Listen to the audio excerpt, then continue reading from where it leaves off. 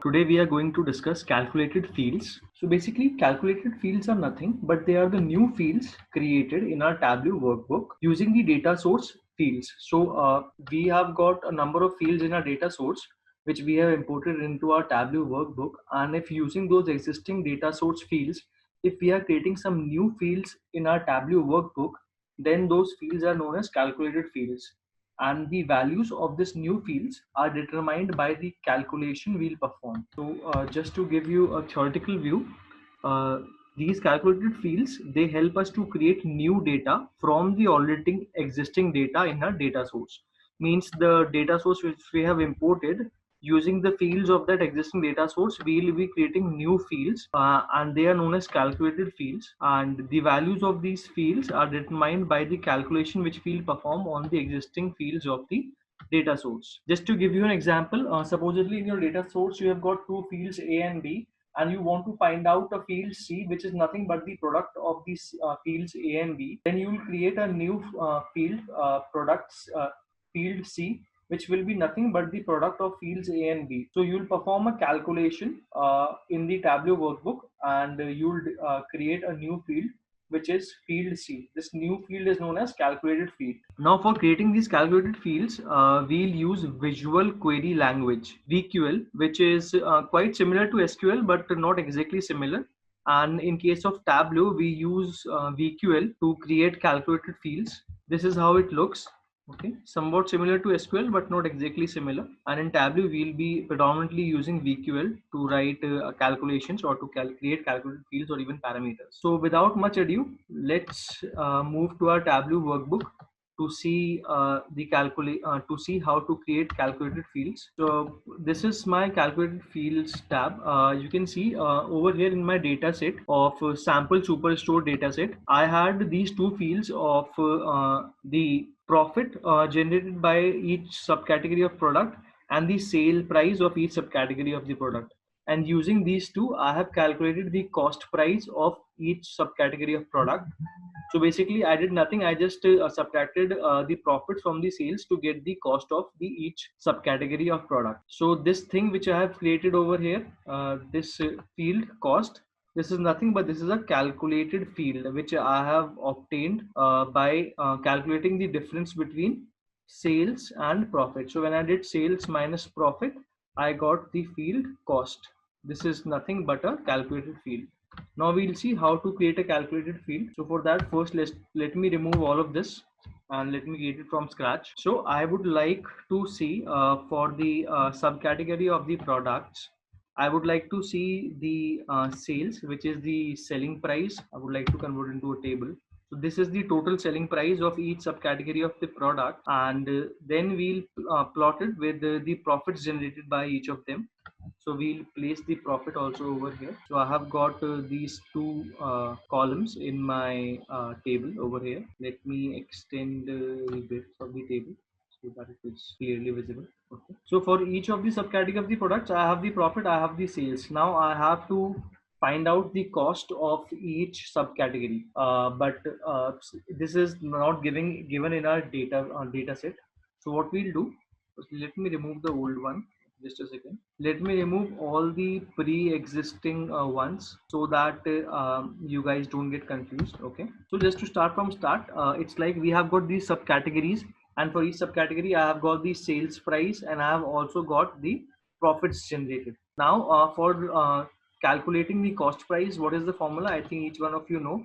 It was the formula for the cost price. So it's basically nothing, but it is the sales price, that is SP minus the profit. This gives me the cost price. So what I'll do is I'll create a calculated field I'll create a field which calculates the difference for me for each subcategory, the difference between sales and profit, and so that I get the cost price for each subcategory of product. So for that, what I'll do is I'll come into measures. I'll right click on any of the field over here. Okay, when I right click, when I click on any of these fields over here, these four are all calculated fields. I'll remove them one by one and recreate for you to understand. Right now, you know that we have got these four pre-existing measures: profit, quantity, sales, and I've got sales, quantity, profit, and I've also got discount. These are my pre-existing measures. So I'll click on any of its drop down, go to create, and go to create calculated field.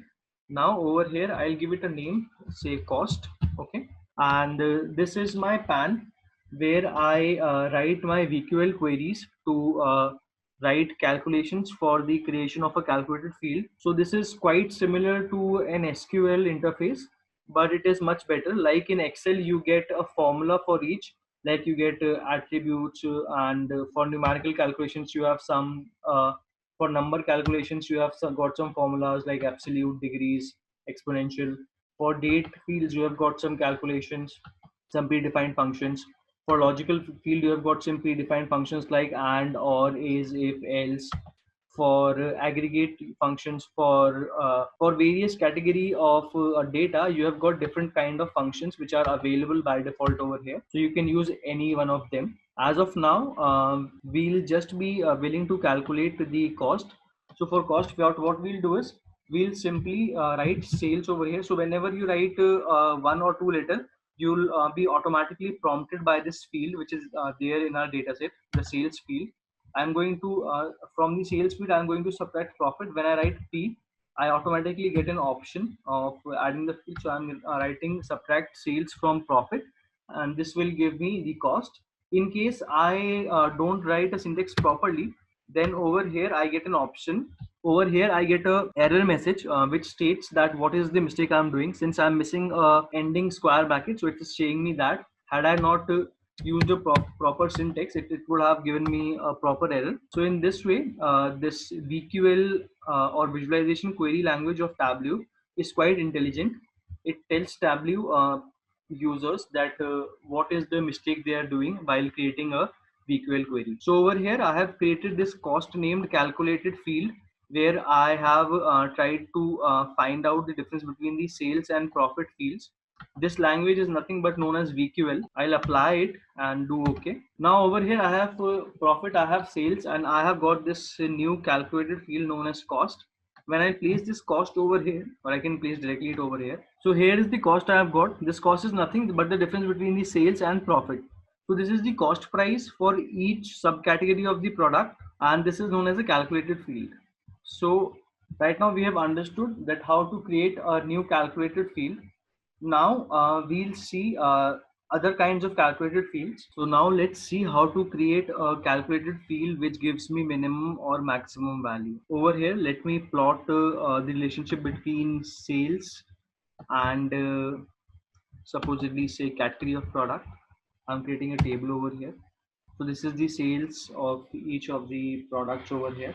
Now this is an aggregate value. If I would like to see, this is the total sales for the category across the categories for the last 4 years. That is, if I would place this over here, then it says that from 2016, 17, 18, and 19 across these 4 years, what has been the sales for furniture, what has been the total sales for office, what has been the total sales for technology each year. This is what this table is showing. Now let me do one thing. Now when I remove the order date, I see that this is the total sales of the furniture in the 4 years. This is the total sales of office supplies in the 4 years. This is the total sales of technology in the 4 years. But if I would like to see the each individual sale value, like if I would like to see that what had been the sales individually for each category, like supposedly the products were sold each year for 365 days. So each day what was the sales, I would like to know that. So for that, what we'll be doing is we'll go to analysis, and over here by default these continuous variables are coming aggregated. When I remove this, then I get the individual values. So what these individual values tell me, that across the last 4 years, across the 4 years, across the months, across the weeks and dates, each day what has been the sales for furniture. These are the each day sales. Each day what has been the sales for office supplies, each day sales.